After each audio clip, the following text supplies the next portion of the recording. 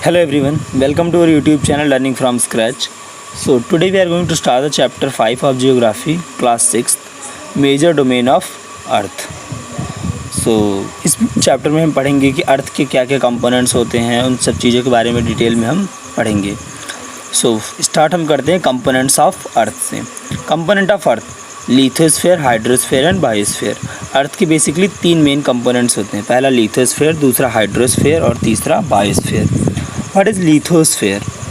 The solid portion of earth on which we live is called lithosphere. तो वो जो solid portion है हमारी अर्थ का, जिस पे हम रहते हैं, जिस पे बहुत सारे ऑर्गेनिजम्स रहते हैं, तो जहाँ पे वो जीते हैं, लाइफ जिनके, वो एरिया जहाँ पे लाइफ सस्टेन होती है, that is known as a lithosphere. अगर लिखने के लिए एग्जाम में आता है व्हाट इज़ लिथोस्फीयर, तो you can simply write down as the solid portion of earth on which we live is called lithosphere. Okay, so next is hydrosphere. The gaseous layer that surrounds the earth is atmosphere where oxygen, nitrogen, carbon dioxide and other gases are found. तो hydrosphere वो area है जहाँ पे basically all तरह की different types की जो हमारी गैसेस होती है वो सारी यहाँ पे पाई जाती हैं, whether it is oxygen, nitrogen, carbon dioxide and other gases. तो सिंपल अगर हम हिंदी में समझे तो वह एरिया, अर्थ का वह एरिया जहाँ पे सारी गैसें पाई जाती हैं उसको हम कहते हैं हाइड्रोस्फीयर.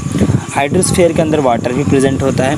अब वाटर किसी भी फॉर्म में, whether it is in ice form, whether it is in vapour form, और वो पानी के फॉर्म में भी हो, तो वह एरिया जहाँ पे सभी तरह की गैसें पाई जाती हैं और वाटर पाया जाता है, that is known as a hydrosphere. Next is biosphere. The biosphere is the narrow zone where we find land, water and air together which contain all form of life. Biosphere क्या होता है? Biosphere simply वह area है जहाँ पे पानी भी साथ में पाया जाता है, वहाँ पे एयर भी होती है, वहाँ पे लैंड भी होती है. तो बेसिकली वह एरिया जहाँ पे हम रहते हैं, वह एरिया जहाँ पे हम रहते हैं, हम जहाँ रहते हैं अपने घर में रहते हैं, हमारे घर के आसपास पानी भी हमें मिलता है, हमें वाटर भी मिलता है, हमें लैंड भी मिलता है, तभी तीनों चीज़ें होती है, तभी लाइफ सस्टेन कर सकते हैं वहाँ पे. तो basically we lives in a biosphere. Biosphere reserve सुने होंगे आपने कि there are so many biosphere in our India. तो बायोस्फीयर वह एरिया क्या होता है? वह जंगल सा एरिया जहाँ होता है, जहाँ पे एनिमल्स रहते हैं, वहाँ पे उनके लिए पानी होता है, वहाँ पे उनके लिए वाटर होता है, वहाँ पे फॉरेस्ट होता है, everything was available to sustain life.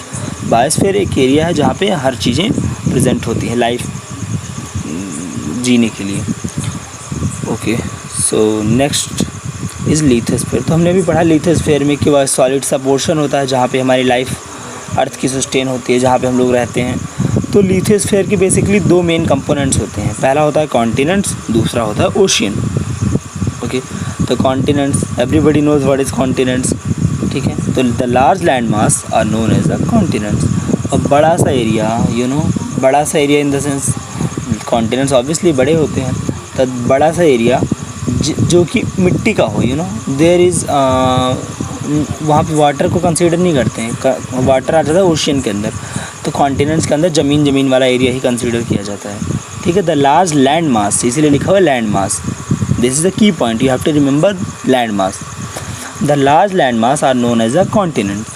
And अगर हम बात करते हैं ओशियन की, तो पानी वाला एरिया की बात हम कर रहे हैं. इसका मतलब the huge water bodies are called ocean basin. तो बड़ी सी वाटर बॉडी, बहुत बड़ा सा एरिया में पानी होगा तो उसको हम कहते हैं ओशियन, ठीक है.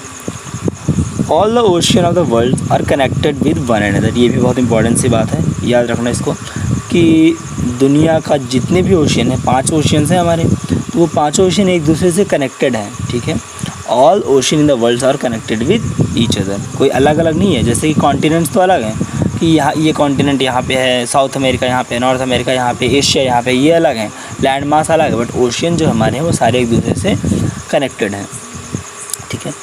ओके, कुछ इम्पॉर्टेंट इन्फॉर्मेशंस हैं जो कि हमें जानना बहुत ज़रूरी है.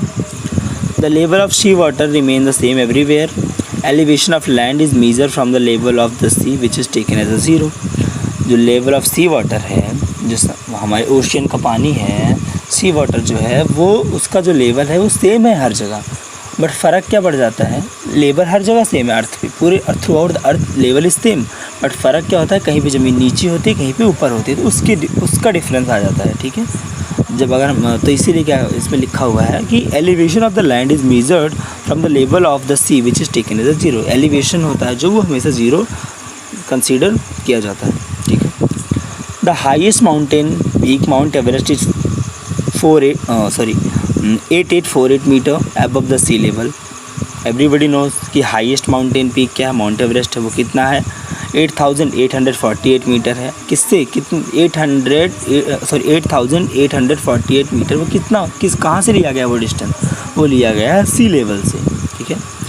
ओके, अगर हम बात करें ग्रेटेस्ट डेप्थ की, the greatest depth of the greatest depth जो है वो 11,022 मीटर है, which is recorded as a Mariana trench in the Pacific Ocean. तो जो जैसे हमने बात की कि सबसे ऊंची चीज़ हमारे अर्थ की है वो है माउंट एवरेस्ट, जो कि कितना है 8,848 8,848 मीटर, कहाँ से सी लेवल से। अगर हम वहीं पे बात करें ग्रेटेस्ट डेप्थ की, सबसे गहरी चीज़ अगर हम अपने अर्थ की बात करें तो वो है मरियाना ट्रेंच, जो कि कहाँ है पैसिफिक ओशियन में, कितना है वो 11,022 मीटर, ठीक है। तो ये कुछ चीज़ें हैं जो कि याद रखना।